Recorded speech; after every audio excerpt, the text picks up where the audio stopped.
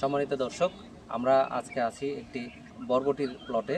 বরবটির আমরা জানি যে এটি সিম এবং বরবটি প্রায় একই জাতীয় ফসল, এবং এখানে কিন্তু সবচেয়ে মারাত্মক যে ক্ষতিকর পোকাটি সেটি হলো পট বোরার, অর্থাৎ যে বরবটির যে ফলটি হবে সেই ফল ছিদ্রকারী পোকা।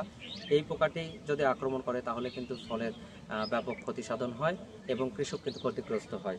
আমরা যদি এই পট বোরারটি আপনাদের দেখাতে চাই, তাহলে এখান থেকে আমরা যদি একটি নমুনা সংগ্রহ করি, পোকা কিন্তু বেশ অনেক কয়েক জায়গায় ছিদ্র করেছে, এবং এভাবেই কিন্তু ছিদ্র করে সে কিন্তু যদি বেশি আক্রমণ করে তাহলে কিন্তু পুরো ক্ষেত নষ্ট করে দিতে পারে। আমরা যদি একটি এই ফল ভেঙে দেখতে চাই, এখানে কিন্তু আমরা কীরা পাবো বলে আশা করি। এই যে ভাঙলে আমরা দেখতে পাচ্ছি কীরাটি কিন্তু এখানে নড়াচড়া করছে। এভাবে আমাদের প্রত্যেকটি ছিদ্রের জায়গাতেই কিন্তু কোথাও না কোথাও কীরা পাবো আমরা।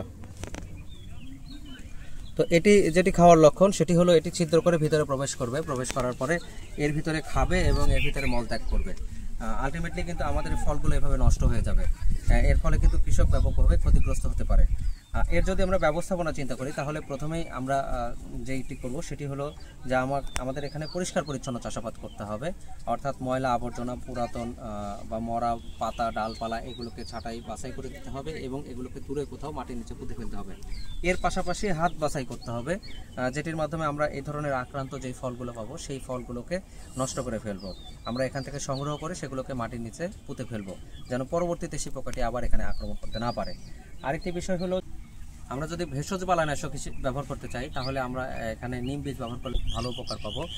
অর্থাৎ 50 গ্রাম আধা ভাঙা নিম বীজ, সেটিকে 1 লিটার পানির মধ্যে প্রায় 12 ঘন্টা ভিজিয়ে রাখতে হবে, পরবর্তীতে সেকে এটি আমরা যদি ব্যবহার করি, এইভাবে আমাদেরকে 10 দিন পর পর কমপক্ষে 3 বার ব্যবহার করতে হবে। তাহলে কিন্তু এই পোকার আক্রমণ থেকে আমাদের ফসলকে রক্ষা করা সম্ভব। এছাড়া আমরা যদি জৈব বালাইনাশক অর্থাৎ স্পিনোসেট গ্রুপের আমরা ট্রেসার বা সাকসেস ব্যবহার করলেও এখান থেকেও আমরা ভালো ফলাফল পাবো।